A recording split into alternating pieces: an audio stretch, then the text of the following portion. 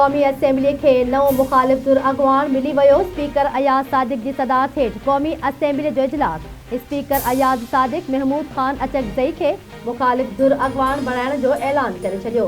Opposition जमातुनि Mahmud Khan Achakzai खे मुख़ालिफ़ धुर अॻुवान नामज़द कयो हो। पीटीआई बानी खे जेल में समूरियूं सहूलतूं फराहम कयूं पियूं वञनि खे सज़ा थी चुकी आहे। हाणे मामिलो अदालत में आहे। अडियाला जेल पंजाब हुकूमत जे अख़्तियारनि जे दायरे में अचे थी। जेल सुप्रींटेंडेंट स्पीकर ऑफिस में रिपोर्ट जमा कराई आहे। इहो मामिलो अदालत ऐं जेल अथॉरिटी विच में आहे। उन हवाले सां ईंदड़ हफ़्ते रिपोर्ट सेनेट में बि पेश कंदुसि। नून लीग सेनेटर आज़म नज़ीर तारड़ जो सेनेट इजलास खे ख़िताब। वफ़ाक़ी घर वज़ीर मोहसिन नक़वी ऐं बलूचिस्तान जे वॾे वज़ीर सरफराज़ बुगटी जो FC नॉर्थ हेडक्वार्टर जो दौरो। मोहसिन नक़वी ऐं सरफराज़ बुगटी खे FC बलूचिस्तान नॉर्थ जे चुस्त दस्ते सलामी ॾिनी। घर वज़ीर मोहसिन नक़वी चवे थो, फितनल हिंदुस्तान जे ख़ात्मे लाइ FC जूं क़ुर्बानियूं विसारण जोॻियूं नाहिनि। FC जे ऑफिसर्स ऐं जवाननि जे पेशेवरानी महारत ऐं बहादुरीअ ते नाज़ आहे। सरफराज़ बुगटी जो चवणु हो त FC नॉर्थ जा जवान भारती स्पॉन्सर दहशतगर्दनि जो ख़ात्मो पिया कनि। बलूचिस्तान हुकूमत दहशतगर्दी ख़िलाफ़ जंग में फोर्सिस सां गॾु आहे। इस्लामाबाद जी अदालत जो ईमान मज़ारी ऐं हादी अली चड्ढा खे कुझु देर खां पोइ गिरफ़्तार करे पेश करण जो हुकुम। DIG ऑपरेशन से डायरेक्टर NCCI अदालत में पेश। गिरफ़्तारी वारंट ते अमल दरामद छो नाहे थियो? बलूचिस्तान में हिकु माण्हू गिरफ़्तार नथो थिए, बलूचिस्तान या ॿियनि सूबनि में छा कंदव? शेख आमिर सुहेल प्रोसिक्यूटर पेश छो नथो थिए? खेसि इन अदालत मां हटाए वञे। जज अफ़ज़ल मजूका जा ॿुधणीअ दौरान रिमार्क्स। एडिशनल एंड सेशन जज अफ़ज़ल मजूका ॿुधणी मुलतवी करे छॾी।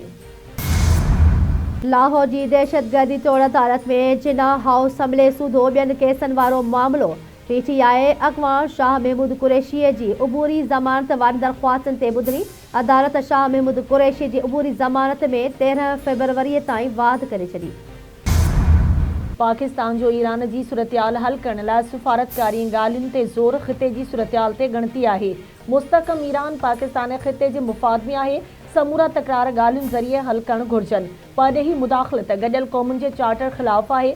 मसइलनि जे हल लाइ पाकिस्तान कोशिशूं जारी रखंदो। आलमी कानून जो ख़्यालु रखो। धुरियुनि खे सब्र सां कमु वठणु घुरिजे। ईरान पाकिस्तान जो पाड़ेसरी मुल्क आहे। पाकिस्तान जे मुस्तक़िल नुमाइंदे आसिम इफ्तिख़ार जो गॾियल क़ौमुनि जी सलामती काउंसिल जे इजलास खे ख़िताब। ईरान जी बिगड़जंदड़ सूरतहाल बाबति गॾियल क़ौमुनि जे सलामती काउंसिल जो अहम इजलास। अमेरिका, रूस ऐं पाकिस्तान जे नुमाइंदनि पंहिंजो मौक़िफ़ पेश कयो। इजलास में ईरान जे अंदरूनी सूरतहाल, इंसानी हक़नि, इलाक़ाई सलामती ऐं इम्कानी तकरारनि ते बहस मुबाहिसो कयो वियो। अमेरिकी नुमाइंदे ख़िताब कंदे चयो त अमेरिका ईरान जे बहादुर अवाम सां गॾु बीठो आहे। सदर डोनाल्ड ट्रंप सिर्फ़ बयाननि ते न पर अमल ते यकीन रखे थो। हुन ईरान ते हिज़्बुल्लाह ऐं हमास जहिड़ियुनि तंज़ीमुनि खे फंड ॾियण जो इल्ज़ाम लॻायो। ईरानी हुकूमत कमज़ोर थी चुकी आहे ऐं पंहिंजी ताक़त खे बरक़रार रखण लाइ ज़ुल्म जो सहारो वठी रही आहे। रूसी नुमाइंदे पंहिंजे ख़िताब में चयो आहे त रूस ईरान ऐं ॿियनि मुल्कनि जे अंदरूनी मामलनि में परॾेही मुदाख़लत जी सख़्त मज़म्मत करे थो।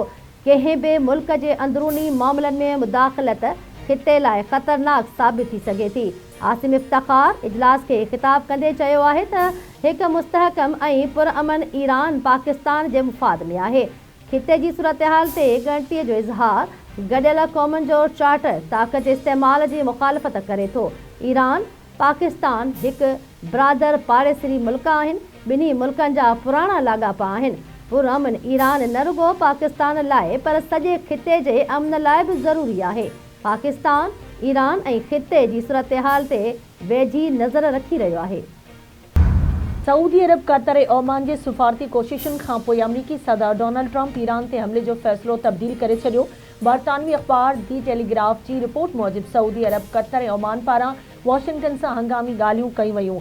नार जे मुल्कनि डोनाल्ड ट्रंप खे फ़ौजी कार्रवाई मुलतवी करण ते इहो चई राज़ी कयो त तेहरान खे पंहिंजे सुठे अमल जो मुज़ाहिरो करण जो मौक़ो ॾियणु घुरिजे।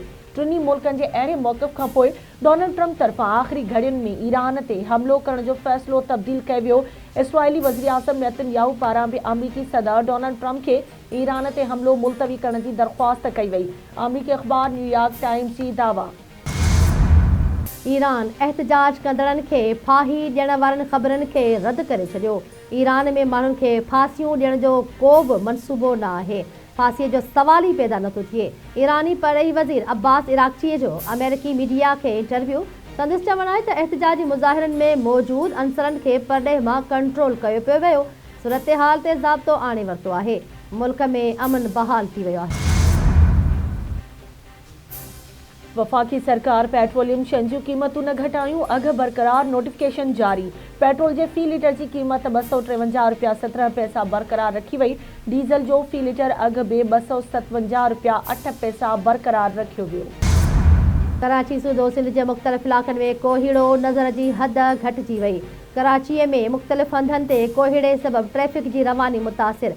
शहर में घटि गर्मी पद 13 डिग्री सेंटीग्रेड रिकॉर्ड कयो वियो। टंडे अलहया, शेख भरकियो ऐं करूंडी सूदो मुख़्तलिफ़ इलाक़नि में बि कोहीड़ो। अहम रोडनि ते ड्राइवरनि खे गाॾियूं एहतियात सां हलाइण जी हिदायत। ऐं सिंध जे अवामी शाइर उस्ताद बुख़ारीअ जी 96 सालगिरह अॼु मल्हाई पई वञे।